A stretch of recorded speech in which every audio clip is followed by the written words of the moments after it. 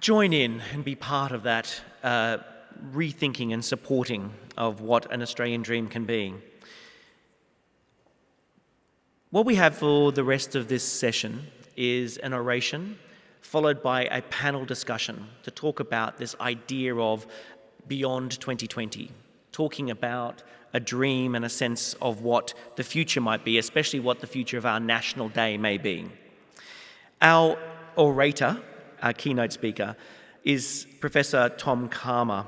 He's a Kungarakan man and also an Iwaidja man from tribal areas of southwest of Darwin and also the Coburg Peninsula and Northern Territory. He's been involved in Indigenous and social justice at local, state, community, national and international levels for over 45 years and working especially in the public service. And he's currently on a number of boards and committees focusing on rural and remote Australia, health and education, the man himself. There you go. Yeah, good. Now you're going to shame me out. I'll keep going. He gave me notes here saying, and I'm a truly deadly fella. But working in health and education, I know you'll work also in kind of the anti-smoking, anti-tobacco in Aboriginal communities. We also sat on a board together, the ethics committee of the National Congress of Australia's First People. He's also was with the with ATSIC. Also now I've got all nervous. He's just there. The great man. He was the Aboriginal and Torres Strait Islander Social Justice Commission and the Race Discrimination for the Human Rights Commission. And what he's going to be talking about today is the alternate vision for a national day. Oh, I should also say he's been with Reconciliation Australia since 2009 and co-chair of that body since 2011, though he had to step down recently to co-chair the Voice co-design process with Marcia Langton, which is, I think, one of the most important things that we're looking at in this short to medium term. What is our voice to Parliament, to the people? But today he's talking about this idea of an alternate vision for a national day and exploring this topic, looking at reconciliation, the Grounded in Truth Walk Together with Courage, the NAIDOC 2019 theme Voice, Treaty, Trust, and the NAIDOC 2020 theme Always Was, Always Will Be. And he will tease out why voice, treaty, trust are important to Aboriginal and Torres Strait Islander people and Australian society in general, and how far we have come and what more is needed to be a reconciled nation, that we can maybe celebrate a national day that is inclusive, respectful, and nation-building. I have the greatest respect for this man. He is you only have to scratch the surface of almost every major policy in this nation that affects Aboriginal and Torres Strait Islander people, and Tom Calma's name is there. His fingerprints are all over our pathway to the future. Hold your wallets. Hold your wallets. Well, maybe we should say hold on to your seats as he takes us on this journey. Please welcome Tom Calma. Thank you, buddy.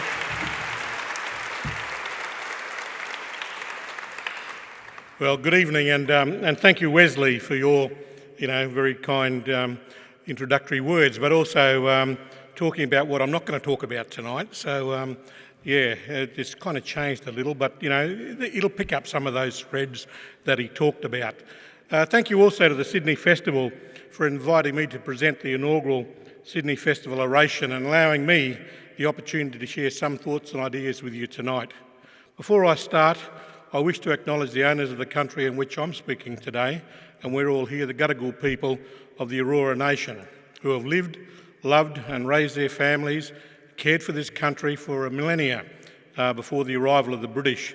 And since that arrival, and the subsequent dispossession of lands, cultures and languages across the nation. Not only here, although here was the first, but slowly it crept across the nation. I'd also like to acknowledge all youth who will be our future leaders and the custodians of our stories, languages, histories and cultures. And I'll emphasise youth because at the last census, over 50% of Aboriginal and Torres Strait Islander people were under the age of 14. So we are a very young population, and about 63% are actually under 30. Now, media and commentators too often represent Aboriginal and Torres Strait Islander people from a deficit perspective, so tonight I'll focus on positives, but I won't elude mentioning some of the significant outcomes and challenges facing Aboriginal and Torres Strait Islander peoples.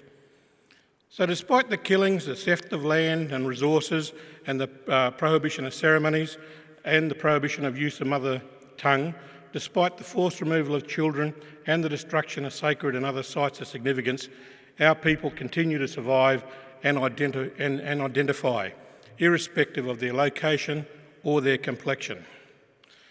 Now, the continued survival of Aboriginal and Torres Strait Islander peoples with distinct identities, languages and cultural practices is the unquestionable, greatest triumph for us as a peoples. Now, much regrettably has been lost, and today we struggle to retain and regain our languages and cultures because the interrelationship between language and culture is so close. However, there is some light on the horizon. I co-chair the Australian Literacy and Numeracy Foundation, and while our key objective is early language and literacy teaching and empowerment, we're also passionate to record, preserve, revive and teach Aboriginal and Torres Strait Islander languages that subsequently positively impact culture. At the time of colonisation, there were over 800 languages and dialects spoken in Australia, and the latest 2014 National Indigenous Language Survey identified that 120 languages still existed, but only 13 were considered secure because all members and all the generations of that language group spoke the language. Between 2005 and 2014, an estimated 5 languages have become critically endangered in Australia, and globally it is estimated by the United Nations that 1 Indigenous language is lost every 14 days. That's globally. Unbelievable. It's a global challenge, it's a crisis, and it's a disaster. The ALNF may have found a solution through what we call our Living First Languages app. The app received 3 significant global awards in 2019, and to date in Australia, we've recorded 6 languages, revived 1 where there were no speakers left, and we're currently working on 3 other language recording projects. We've also commenced working with the Navajo Nation in North America to record and teach their language back to them. Our methodology is to train and empower the community to orally record their language on the app.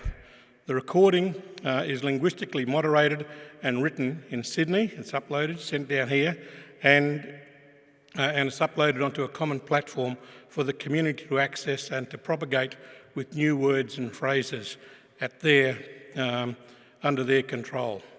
The app also becomes a tool for teaching the language both orally and in written form in both the recorded language, Aboriginal language, or Indigenous language from around the world, and in English. And this app has global applicability. Now, one of the languages we are currently working on is in the Torres Straits. The initiative is part of a 2-year project that involves community training and the production of the Irab-Mer digital language and literacy resource that can be edited, updated and expanded into the future. And it was an interesting language because when they first approached us, there were 5 good speakers. By the time we managed to get funding and got up there, there were 2 left. But we hope that by next year, and with those people in the community, we'll be able to reteach the language back into the community and to sort of uncorrupt it, because there's a lot of Creole that's been interspersed with the language. So that's the type of activity that we're doing with our languages. And later in the year, as we scale up to introduce other languages, you'll hear more about how you can be involved in our Adopt a Language program. And that's between the ALNF, RA and another group called Ninty One. Now today my objective is also to talk about my Australian dream. Literally, my Australian dream will be explored, and I'll also share some thoughts interwoven in the narrative about Stan Grant's documentary, The Australian Dream. And I won't delve too deeply into the doco because, as Wesley had mentioned, and we heard from Belinda, that the panel will be debating this after the oration. So my Australian dream is multifaceted and is founded on the 5 dimensions of reconciliation, because I believe they are the cornerstones for our future as a unified Australia. I've been a member of Reconciliation Australia on the board since 2009, as been mentioned, and co-chair since 2012. So it's fairly grounded, and I've seen and worked with trying to develop this up, and hence my commitment to it. And as mentioned, I'm currently on a year's leave to co-chair with the Voice co-design progress, and I'll talk about that a bit later, process. So what is reconciliation? Well, simply, at its heart, reconciliation is about strengthening relationships between non-Indigenous Australians and Aboriginal and Torres Strait Islander peoples for the benefit of all Australians. It's not about guilt trips or laying blame for events of the past, but it's about acknowledging the past to ensure that lessons are learnt, shared and not repeated unless, of course, they have beneficial outcomes for the recipient peoples. Now, we've come a long way in the past 2 decades since the formation of Reconciliation Australia, but we still have a way to go to be a just, equitable and reconciled Australia. My dream is focused on reconciliation because I believe it is the most inclusive and empowering way forward. It is also essential that as we as Aboriginal and Torres Strait Islander people represent only 3% of the population, and there'll be times when we'll need other Australians, all of you guys, to support us, particularly at the ballot box, but in lobbying and advocating for our issues. Now, RA has, after extensive community consultations and deliberations, determined 5 key focus areas to progress reconciliation. And these focus areas, or we call them dimensions, are not mutually exclusive, but are interrelated and should be considered collectively.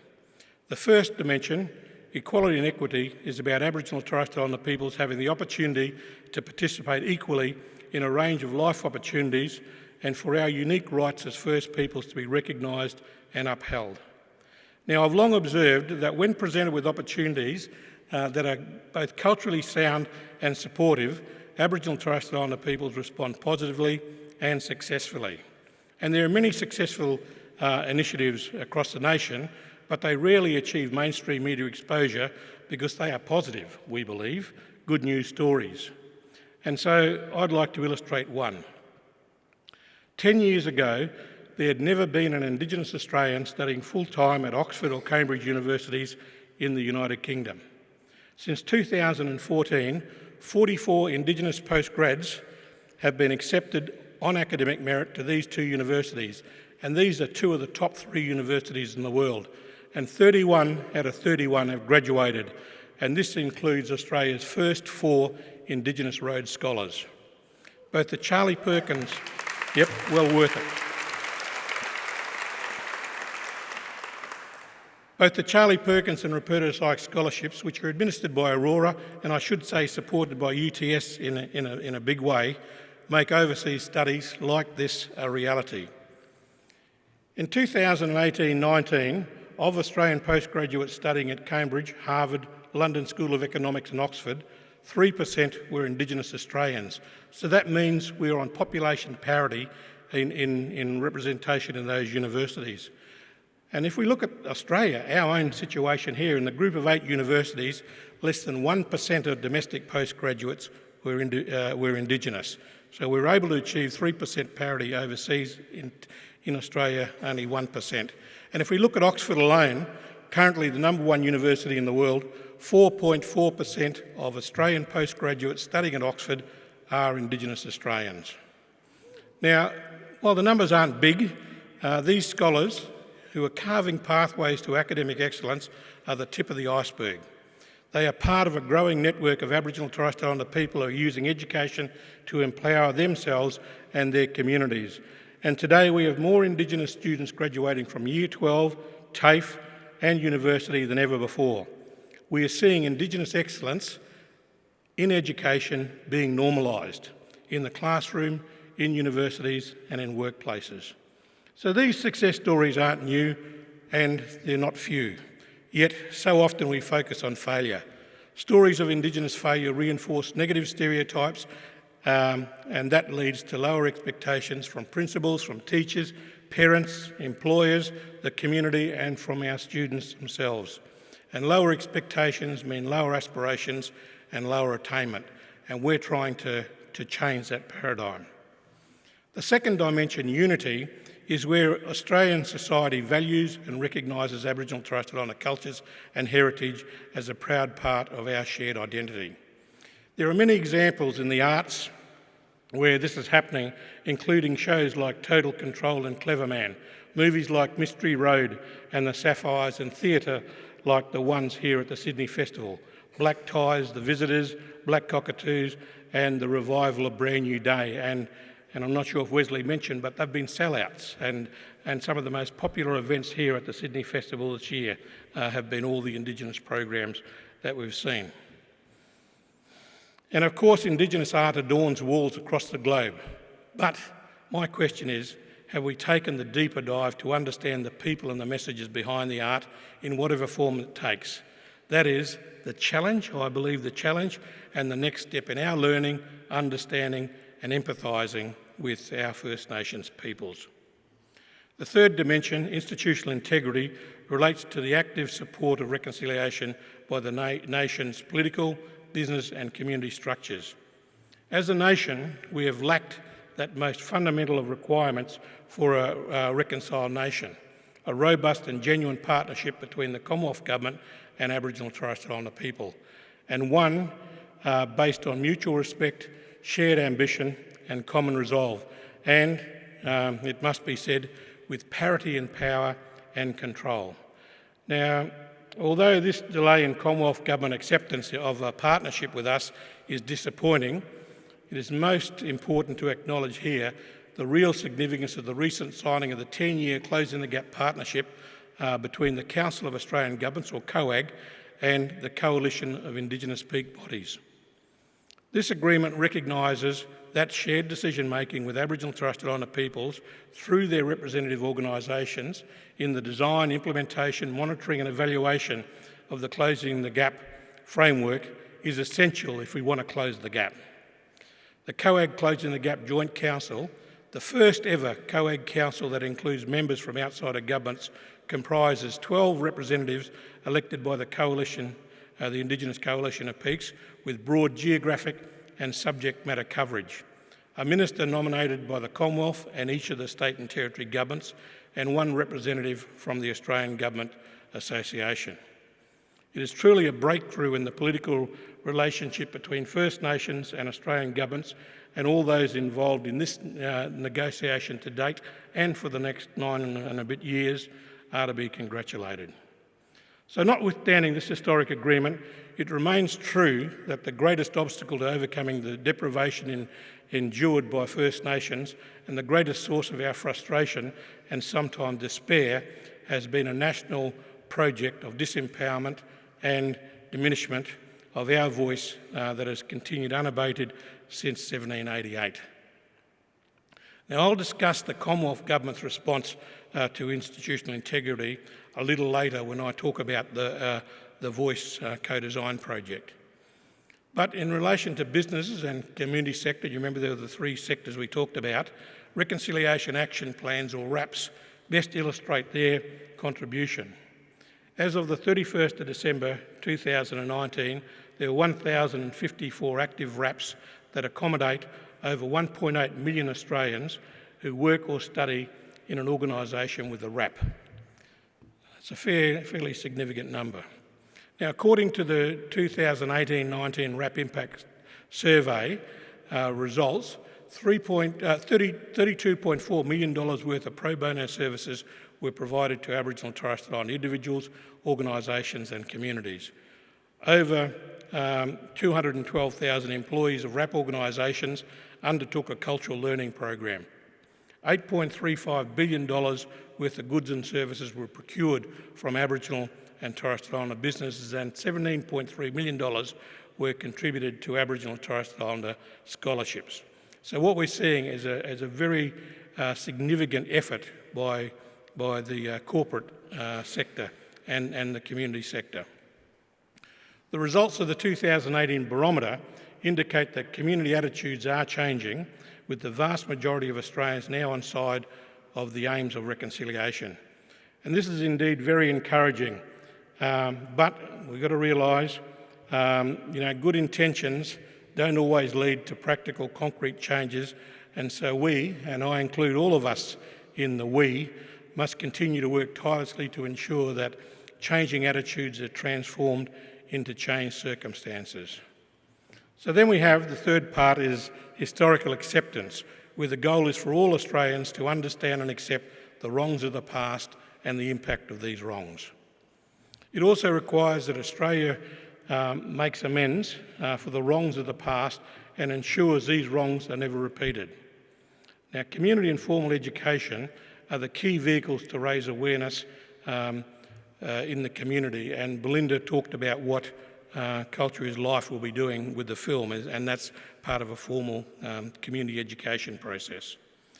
Initiatives and strategies like Reconciliation Australia's Narragansett program supports all schools and early learning services to foster a higher level of knowledge and pride in Aboriginal and Torres Strait Islander histories, cultures and contributions. Narragansett online platform is free to access and provides practical ways to introduce meaningful reconciliation initiatives in the classroom, around the school and within the community. Now, through Narragansett platform, schools and early learning services can develop a reconciliation action plan, and teachers and educators can access professional learning and curriculum resources to support the implementation of any of their reconciliation initiatives. And I'd really urge you to have a look at the RA website and the Narragansett website to see what's available.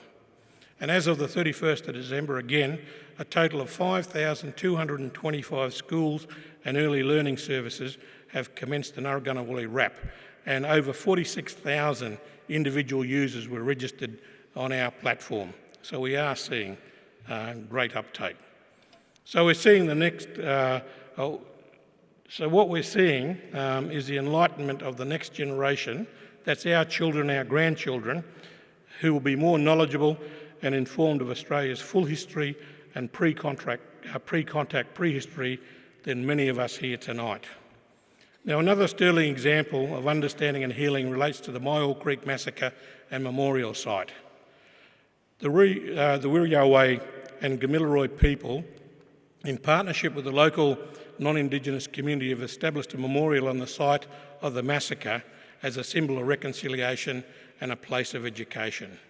District schools and representatives of all the shires in the region participate in an annual service held on site.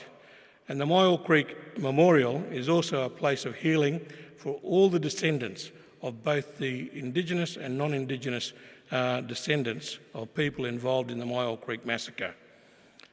It's fantastic, and you know, have a look at you know, some of the YouTube clips up there and what's there. But the thing is, you know, with the gains that we've seen at Myall Creek, what is the local knowledge of and future of other massacre sites? Are there other massacre sites?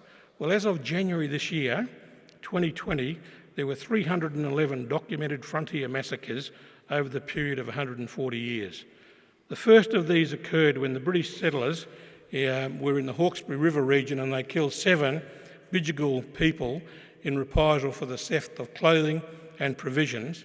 And the last massacre, wait for it, occurred as late as 1928 in the Northern Territory, a time that is still in the living memory of people living today.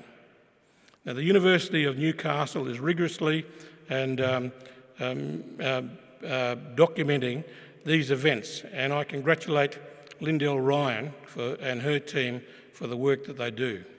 And I'd also like to encourage all communities within the vicinity of a massacre site to establish contact with their local Indigenous group to determine whether a Myall Creek type initiative can be initiated in their local communities. Now, hand in hand with historical acceptance is truth-telling. Now, I believe, and RA's work bears this out, that Australia is ready for a broader discussion on truth-telling. In fact, I believe there is a thirst for it, a desire to better understand our shared history. The 2018 barometer found that 80% of the broader community believed it is important to understand truth-telling processes. 86% believed it's important that we learn about past issues, and 80% believe that Aboriginal and Torres Strait Islander cultures are important to our national identity. So we are seeing the vast majority of Australians thinking very positively. A few years ago, as an example of what can be achieved, the town of Gundagai honoured Yari and Jackie and other Wiradjuri men who rescued an estimated 69 people during the Great Flood of 1852 at Gundagai.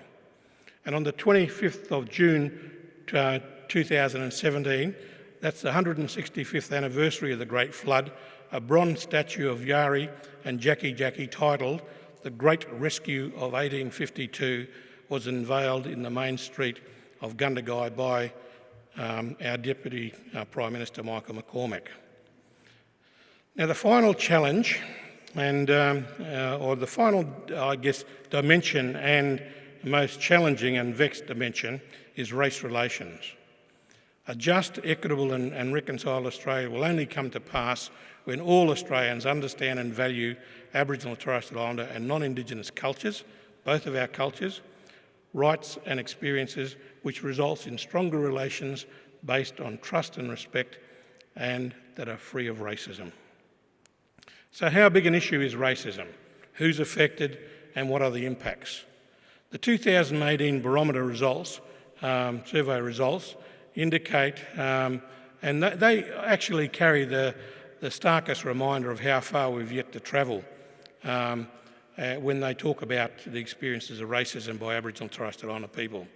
A full third of Aboriginal and Torres Strait Islander people surveyed reported that they'd experienced at least one form of racial abuse in the last 6 months, and over 50% of Aboriginal and Torres Strait Islander people and 1 in 3 in the general community believe that Australia is a racist country. Racism is practiced consciously and unconsciously, and too often it's influenced by what we call unconscious bias. In the Australian Dream documentary, it's also referred to, when you look at the documentary, as casual racism. It is somehow the belief of some that it is more acceptable if racism is perpetrated as in a non-formal way, or is a slip of the tongue, or is said in jest. I say no form of racism is acceptable, and society knows this, but it still occurs too commonly, and it is defended too readily under the guise of free speech and expression, most often to deflect or defend the offender's poor behaviour. For me, a public apology or excuse when caught out is a hollow, disingenuous gesture from somebody who's likely to be an offender, a re-offender, albeit surreptitiously. Now, addressing racism and discrimination is important not only to ensure that we are an inclusive and fair society, but also because of adverse physical and mental health and societal impacts. The vision of the National Aboriginal and Torres Strait Islander Health Plan 2013 to 2023 states that, and amongst other things, that the Australian health system has to be free of racism and equality if we are going to realise health equality by 2031. It also states that a goal is to achieve a culturally respectful and non-discriminatory health system, free of racism, and to build on good practice initiatives to prevent and reduce systemic racism. Now, I could go on citing report after report, finding and strategies to mitigate against racism and discrimination, but I'm sure that's not what you want to hear tonight. But I'll just highlight some positive movement in the reconciliation front. On nearly every measure, people in RAP organisations have more positive responses to reconciliation issues and Aboriginal and Torres Strait Islander people's culture than those in the general public. Now, according again to the 2018 barometer results for RAP organisations, 74% of employees considered the relationship between Aboriginal and Torres Strait Islander peoples and other Australians to be important for Australia as a nation, and 78% of employees believe that it's possible for all Australians to become united, and 77% of employees feel proud of Aboriginal and Torres Strait Islander cultures, and 89% of employees agree that Aboriginal and Torres Strait Islander cultures are important to Australia's national identity. So we are seeing, really positive and encouraging attitudes forming within our community. And And I must say that, your presence here tonight gives me greater hope. So let me now turn to the hope contained in the most recent demands of First Nations peoples for a fundamental change in the relationship between First Nations peoples and other Australians, the demand for a decisive voice in determining our affairs and our future. Now, Prime Minister Morrison last year referred to the government's aspiration for a real partnership with First Nations. Top-down does not work, only partnerships do, he told Federal Parliament. We want to try something new, to change the way we work as governments, to work in partnership with Aboriginal and Torres Strait Islander Australians. The Prime Minister's call is welcomed, but it is also an indication of our challenge that a partnership with First Nations is still considered something new. 232 years since the dispossession began, 119 years since Federation, 53 years since the 1967 referendum, and a full 12 years since the formation of the Council of Australian Governments Closing the Gap strategy. The idea that a partnership with First Nations is something new and innovative is disappointing indeed for many of us. The most recent collective manifestation of Australia's First Nations aspirations is, no doubt you've heard of it, the Uluru Statement from the Heart. The statement starts with a declaration of First Nations sovereignty, and it says, "Our Aboriginal and Torres Strait Islander tribes were the first sovereign nations of the Australian continent and its adjacent islands, and possessed it under our own laws and customs. This our ancestors did according to the reckoning of our cultures, from the creation, according to the common law from time immemorial, and according to the science more than 60,000 years ago." The statement goes on to remind Australian people that this sovereignty, and I'll quote from the document, has never been ceded or extinguished and coexists with the sovereignty of the Crown. A few paragraphs later, its writers and endorsees get right to the point. Proportionally, we are the most incarcerated people on the planet. We are not an innately criminal people. Our children are alienated from their families at unprecedented rates. This cannot be because we have no love for them, and our youth languish in detention in obscure numbers. They should be our hope for the future. These dimensions of our crisis tell plainly the structural nature of the problem. This is the torment of our powerlessness. Powerlessness, the torment of our powerlessness.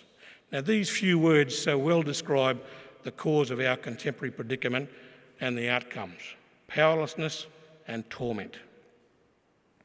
Now, the Uluru Statement also calls for the establishment of a First Nations voice, but enshrined in the Constitution. In November 2019, Professor Marcia Langton AM and I were appointed as co-chairs for the Senior Advisory Group of the Indigenous Voice co-design process being run by the Australian Government. It's a very complex task, as there are multiple layers to consider. What we've got to do is to look at mechanisms that are going to work and are going to have some longevity. Over the past decade, Indigenous Australians have fought to have our voices heard. However, too often, decision makers across the country have failed to hear us and work genuinely with us. They failed to commit to having decisions driven by those best placed to inform and influence the outcomes needed to improve the lives of Aboriginal and Torres Strait Islander Australians. Now, Minister White, the first Indigenous person to hold the portfolio of Minister for Indigenous Australians, has essentially said it's time to hit the pause button and rework how we approach Indigenous policy making in Australia.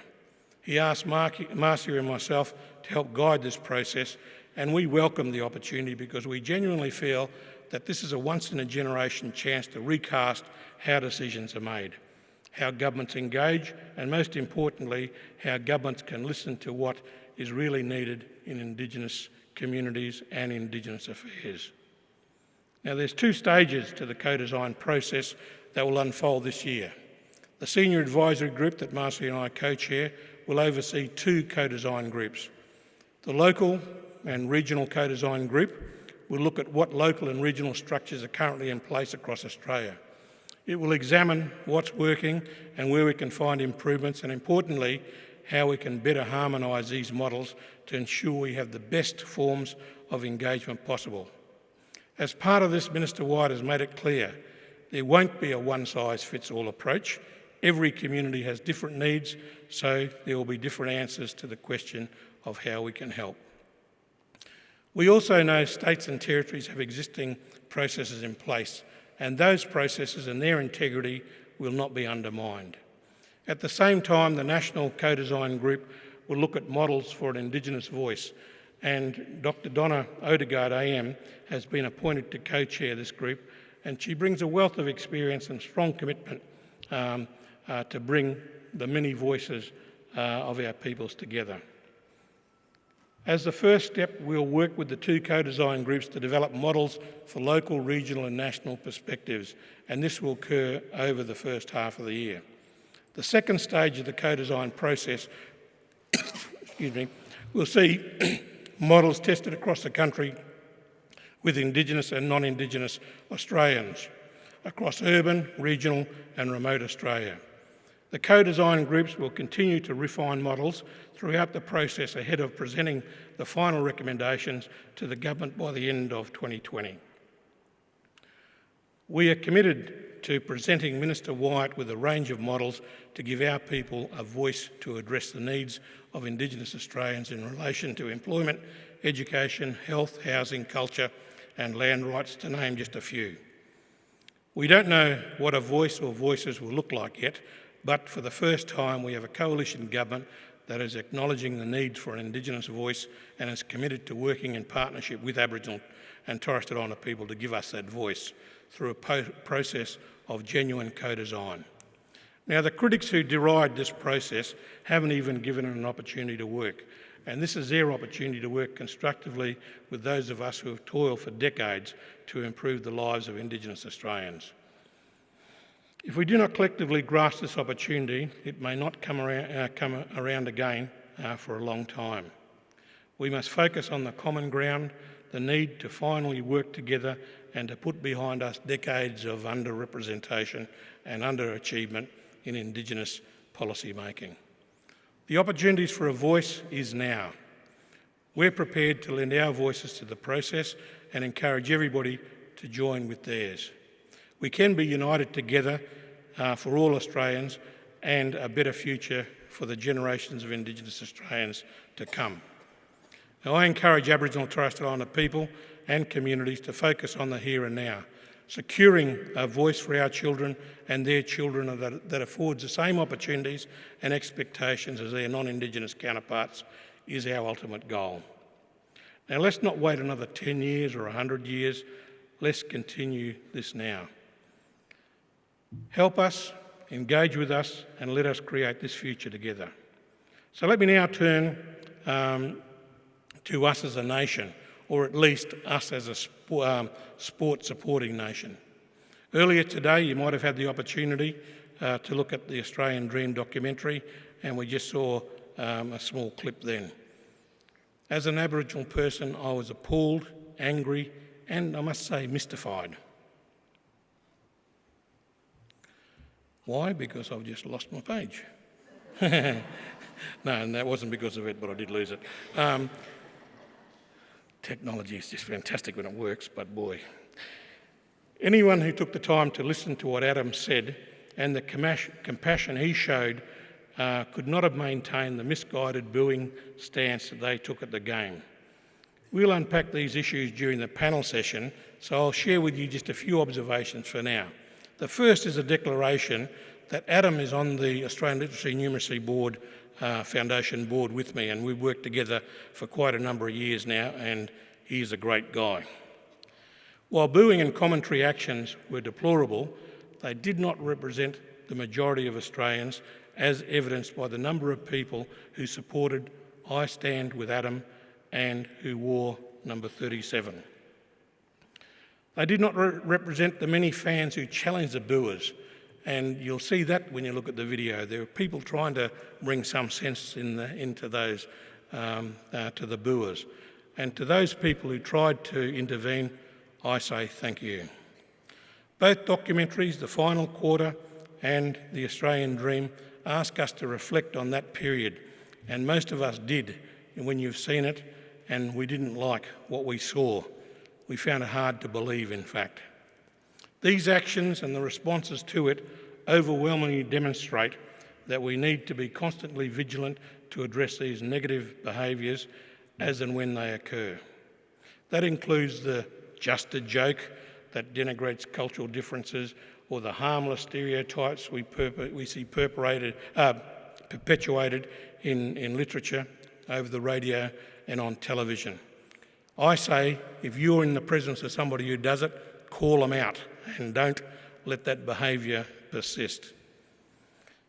Now is the time for all of us to explore and address our unconscious bias. Those things that have made us form attitudes and why we see things differently. And really delve down and ask, well, what's made me think about this the way I refer to somebody? And be it in the street. And this is not just an Aboriginal and Torres Strait Islander thing. This is for all minority groups and what we say people of colour who experience these issues. And I must say, as Race Discrimination Commissioner, I also had a lot of representation from people of British origin who got very offended with being the reference to POM. And so these things have deep meaning to people, and they are deeply offensive to some. So we need to really check our attitudes and beliefs and ask ourselves why. So let me close by reflecting again on my Australian dream: to live in a nation that is just, equitable and reconciled, a nation that understands and celebrates its history and its First Peoples, who are the longest continuing surviving peoples of the world. People who have endured the Ice Age, floods, fires, introduced diseases that we got, subjugation, and who coexisted with megaflora and megafauna. Not many people can say that. We are survivors who call on all Australians to walk with us and support us into the future. Reconciliation is neither partisan nor owned by one side of politics, and it is my sincere hope that we see a return to the bipartisanship which characterised Indigenous policy in the past. Not always, but it has at times been a bipartisan approach. And it was a positive feature also, if you saw, of the recent Joint Select Committee on Constitutional Recognition. So despite some setbacks, I remain very confident that Australians have the capacity to reach a settlement that will allow First Nations peoples to finally gain some control and banish the sense of powerlessness that I spoke about earlier. I strongly believe that the opportunity for this to occur has never been better. The vast majority of Australians support the concept of First Nations people having a greater voice in determining our own affairs. The Prime Minister and the Parliament have both expressed their support for a true partnership where our voices are decisively heard, and Aboriginal and Torres Strait Islander people are unified in our demands. A little bit of tweaking sometimes, but we're pretty unified.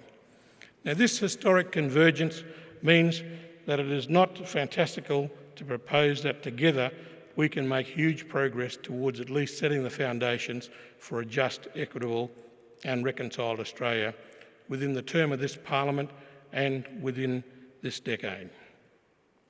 I ask each of you to play your part in transforming Australia into a nation strengthened by respectful relationships between the wider Australian community and Aboriginal and Torres Strait Islander peoples. In a few days, the nation will celebrate variously the 26th of January. Now, the panel will be discussing this topic at length, but for my mind, a great way to spend the day is by attending the Yabun Festival here down at Victoria Park. Thank you.